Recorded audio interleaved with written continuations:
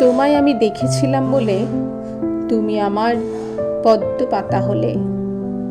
শিশির কণার মতন শূন্যে ঘুরে শুনেছিলাম পদ্মপত্র আছে অনেক দূরে। খুঁজে খুঁজে পেলাম তাকে শেষে। নদী সাগর কোথায় চলে বয়ে, পদ্মপাতায় জলের বিন্দু হয়ে। জানি না কিছু, দেখি না কিছু আর, এতদিনে মিল হয়েছে তোমার আমার। পদ্মপাতার বুকের ভিতর এসে তোমায় ভালোবেসেছি আমি, তাই শিশির হয়ে থাকতে যে ভয় পাই।